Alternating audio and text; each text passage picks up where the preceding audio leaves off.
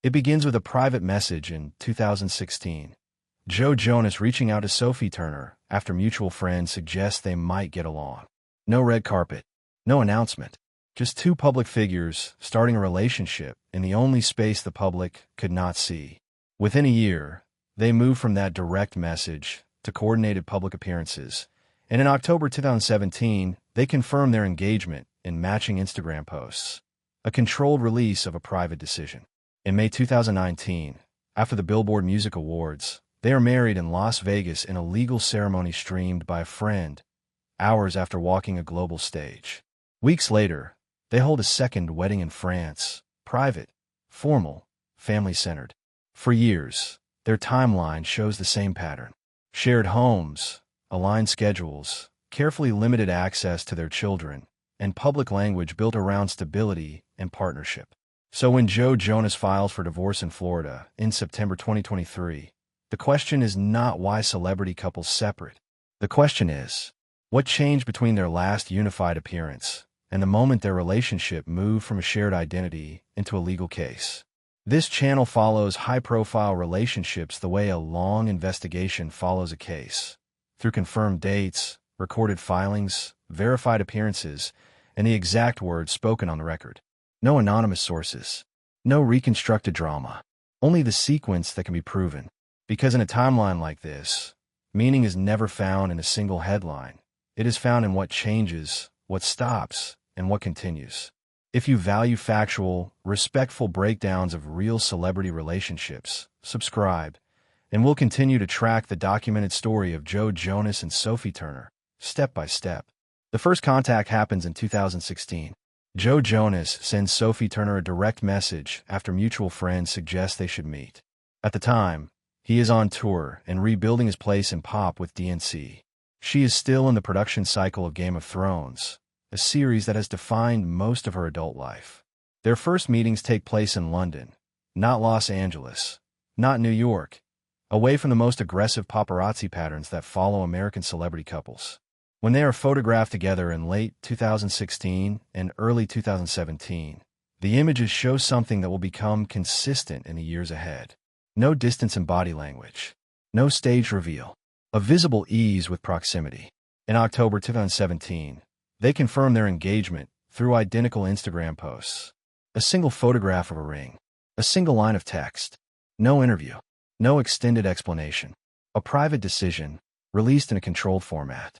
On May 1st, 2019, hours after the Billboard Music Awards, they are married in Las Vegas. The ceremony is legal, immediate, and witnessed by a small group of friends. The public learns about it not through a magazine, but through a live stream recorded on a phone. Weeks later, they hold a second ceremony in the south of France. This one is formal, family present, time intentionally separated from their work schedules. 2 weddings, 2 functions, 1 legal, 1 ceremonial. In the same period, the Jonas Brothers reunion returns Joe to global touring, while Sophie Turner enters the final season of Game of Thrones, the most watched television event of that year. 2 peak career moments, happening in parallel, not in competition. In July 2020, their first child is born.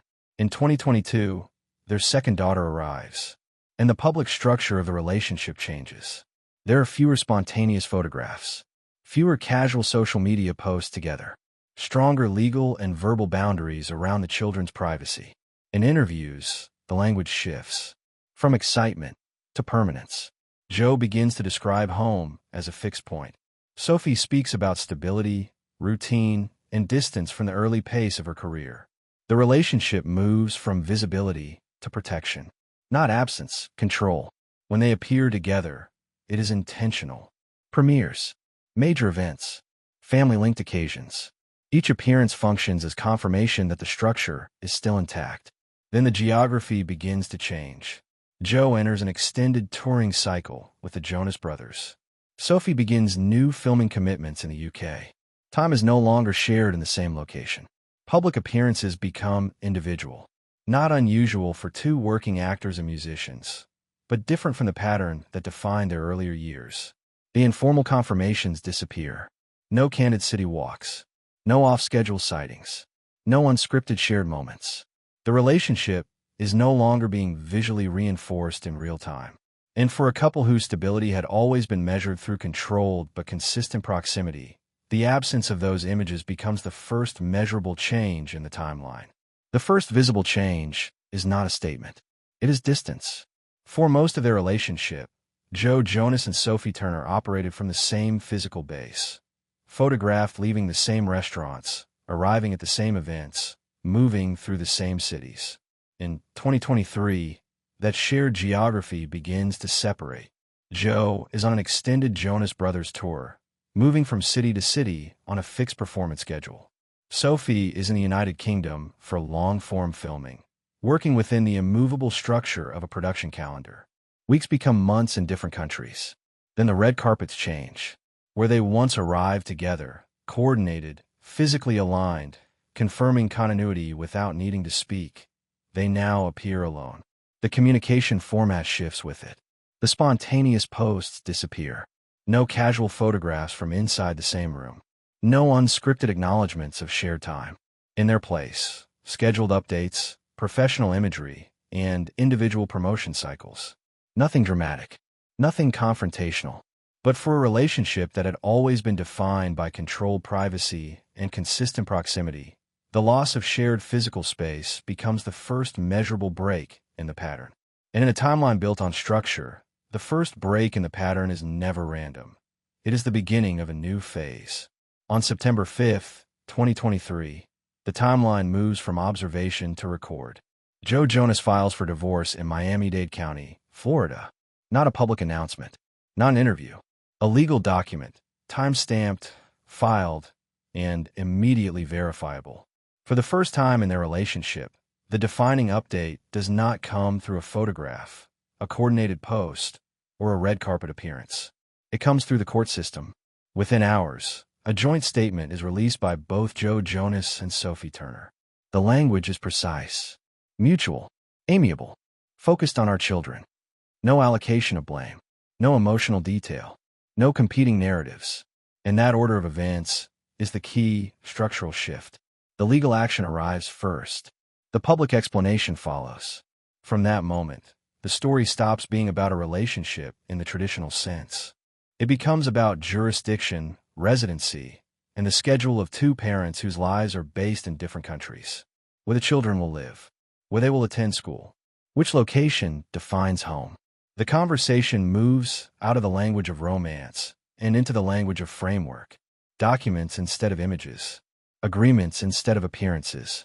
And for a couple whose history was built on carefully controlled visibility, the most significant development of all happens in a place with no cameras, inside the official record. After the filing, the shared timeline separates into two distinct public paths. For years, Joe Jonas and Sophie Turner had functioned as a single visual unit. One arrival, one frame, one narrative reinforced through proximity. Now, the structure changes. Appearances are individual. Professional updates are independent. There is no longer a shared public rhythm, and the communication moves almost entirely out of their own voices. It becomes lawyer-mediated, document-based, built around dates, locations, and responsibilities. Not emotional statements, but filings. Not photographs, but agreements. At the center of every development is the same set of practical questions. Where the children will spend their time. How travel will be divided between the United States and the United Kingdom. What location will provide continuity for their daily lives. The language is procedural because the priority is structural. There are no extended public exchanges between them. No direct accusations delivered in real time. And that absence defines this phase. Because it shows a transition that is being managed rather than one that is unfolding through reaction. The relationship does not end in a single moment. It reorganizes from a unified public identity into two coordinated timelines connected by co-parenting, geography, and the long-term stability of their children. So the final measure of this timeline is not how long the marriage lasted. It is how a relationship built across two continents, two careers that never shared the same calendar, and a deliberate system of privacy moves from one structure into another without public collapse. For years, the visible story was unity, confirmed through proximity, through coordinated appearances, through a shared definition of home. Now the visible story is transition, documented through filings, schedules, and a long-term framework of co-parenting. Which raises the central question. When a partnership exists under constant global observation, is its success defined by its duration, or by its ability to reorganize without dismantling the foundation that matters most? Because what we are watching is no longer a breakup in the traditional sense. It is a case study in how modern relationships evolve under legal scrutiny, international geography, and permanent visibility. If you value documentary storytelling built on verified sequence, recorded facts, and observable patterns, subscribe. Because in stories like this, the headline is only the surface. The truth is always in the timeline.